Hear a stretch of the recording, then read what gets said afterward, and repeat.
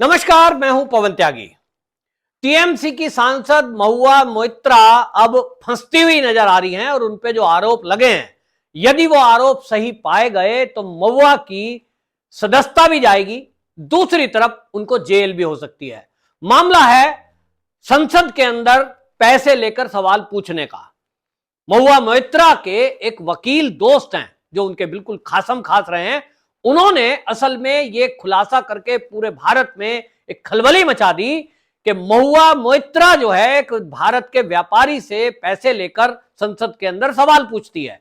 सबूतों के आधार पर उन्होंने ये कहा है कि महुआ ने संसद के अंदर 60 कुल सवाल पूछे हैं, तो 60 में से 50 सवाल एक व्यापारी दर्शन हीरानंदानी के संबंध में है।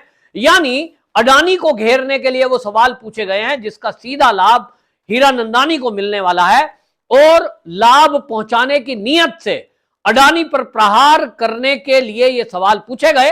आपको याद होगा कि महुआ मोइत्रा वो सांसद थी जो हमेशा लगातार अडानी अडानी पर चिल्ला रही थी। जिस तरह से राहुल गांधी अडानी अडानी पर प्रहार कर रहे थे, आम आदमी पार्टी के जो राज्यसभा के सांसद हैं संजय सिंह और राघव चड्डा, ये अडानी अडानी चिल्ला रहे थे और पूरा विपक्ष अडानी अडानी कर रहा था। अब धीरे धीरे परतें खुलनी शुरू हो गई हैं कि आखिर अडानी पर हिंडनबर्ग की रिपोर्ट और उसके पीछे का सच क्या है। हिंडनबर्ग रिपोर्ट का पहले ही खुलासा हो चुका है कि उसके पीछे जॉर्ज सोरोस नाम का एक व्यक्ति है जो भारत को बर्बाद करना चाहता है, और वो चीन के इशारे पर, चीन की फंडिंग के आधार पर एनजीओ के जरिए, कई पत्रकारों के जरिए, कोई भारत के ऐसे राजनीतिक लोगों के जरिए एक ये अडानी को टारगेट करके इस देश की अर्थव्यवस्था को डामाडोल करना चाहता था। वो चीजें खुलकर आई कि किस तरह से हिंडनबर्ग की रिपोर्ट आती है, फिर उसके नाम पर एलआईसी बर्बाद हो गई, देश के बैंक बर्बाद हो गए, एसबीआई पर प्रहार किया जाता है। एक अराजकता पैदा करने की कोशिश की गई देश के अंदर।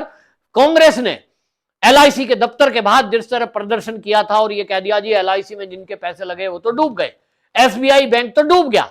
सोचिए, लोग घबरा जाते, और मोदी अगर देश के प्रधानमंत्री ना होते, लोगों को तो यकीन मोदी पे है, मोदी के यकीन के कारण लोगों ने धैर्य रखा, वरना इस देश के विपक्ष ने पूरे लोगों को अराजकता में झोंकने का इंतजाम कर दिया था। सोचिए, लोग आनन फानन में एलआईसी से अपने पैसे विड्रॉ कर रहे होते, एसबीआई से विड्रॉल कर रहे होते, क्या हाल होता।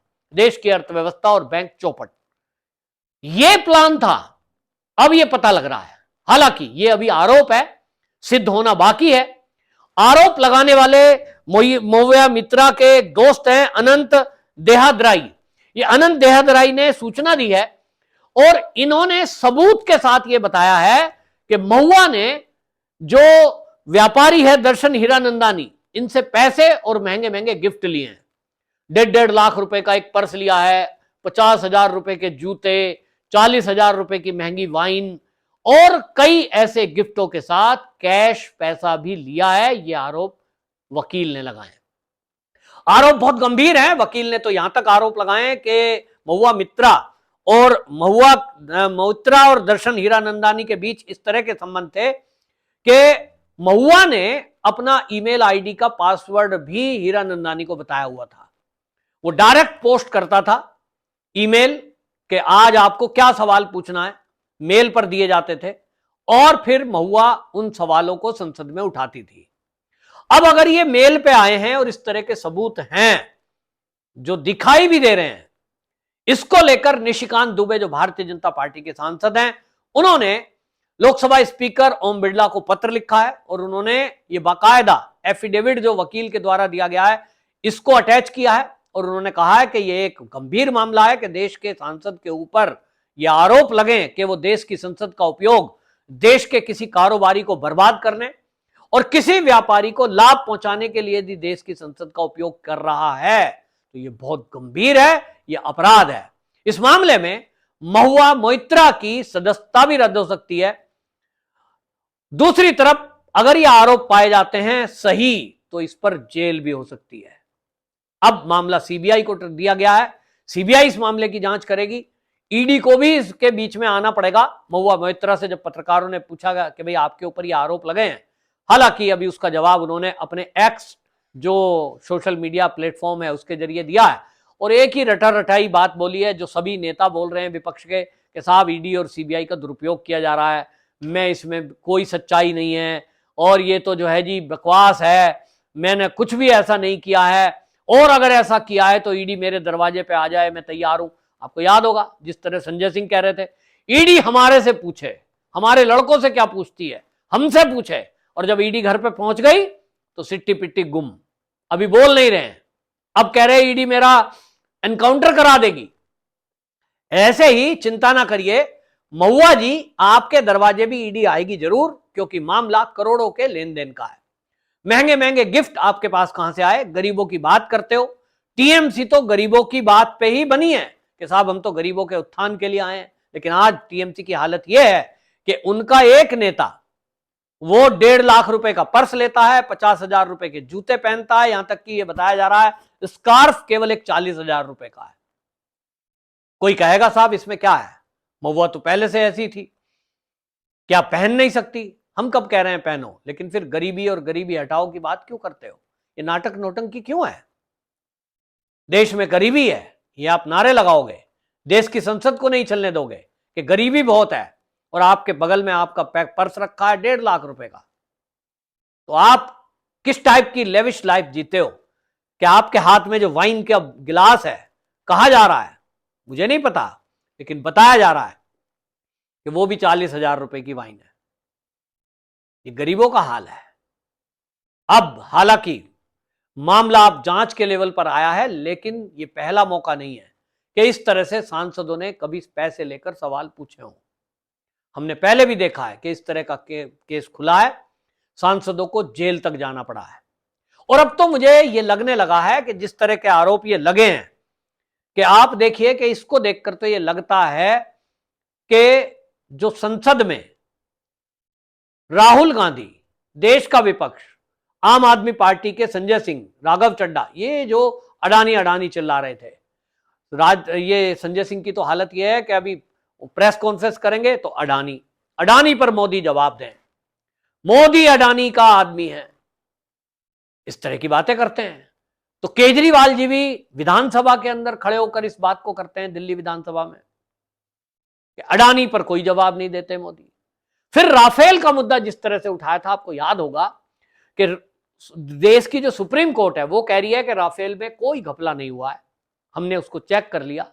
उस रिपोर्ट के आने के बाद, सुप्रीम कोर्ट के फैसले के आने के बावजूद भी ये देश का विपक्ष राफेल राफेल चिल्ला रहा था। इनकी कोशिश थी कि सरकार को दबाव में लाया जाए और सरकार फिर सांसदों के सामने वो पूरी रिपोर्ट रख दे, ताकि वो टेक्नोलॉजी और हथियार कौन कौन से राफेल में लगे हैं ये इन्हें पता लग जाए, ताकि ये चीन को बता दें। ये मैं नहीं कह रहा हूं, देश के कई रक्षा विशेषज्ञों की राय है कि इस देश की संसद में बैठने वाले लोग, जिनका काम है कानून बनाना, कानून का पालन करना और देश की समस्याओं को उजागर करना, आपके क्षेत्र की जनता की समस्या क्या है, आपके क्षेत्र में किन विकास की आवश्यकता है, इस पर बात करो ना। आप राफेल पर बात करोगे और यह कहोगे सरकार में घोटाला हुआ है, तो उसके लिए सुप्रीम कोर्ट देख रही है। रक्षा सौदा है, सरकार से सरकार का सौदा हुआ है, कोई मोदी जी या देश के गृह मंत्री ने किसी प्राइवेट कंपनी से सौदा किया हो, वो नहीं हुआ है। और सब लोग सामने जान रहे हैं कि अगर आप बाजार से एक कार खरीद के लाते हो, तो जब शोरूम से आप कार खरीदने जाते हो उसकी कीमत कुछ और होती है, और कार के अनेक वेरिएंट होते हैं, मॉडल होते हैं, हर एक की मॉडल अपग्रेड के साथ साथ अलग अलग होती है।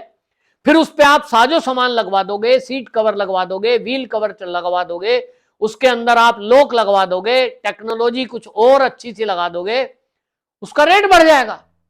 राहुल गांधी को यह सीधी सी बात समझ में नहीं आ रही है, ऐसा नहीं था। मुद्दा केवल यह था कि उनको सरकार को घेरना है, कि सरकार ने कोई घोटाला किया है, देश की जनता में एक भ्रम फैलाना है और यह भ्रम फैलाकर वोट लेना है। यही केवल एक मकसद सामने आया है।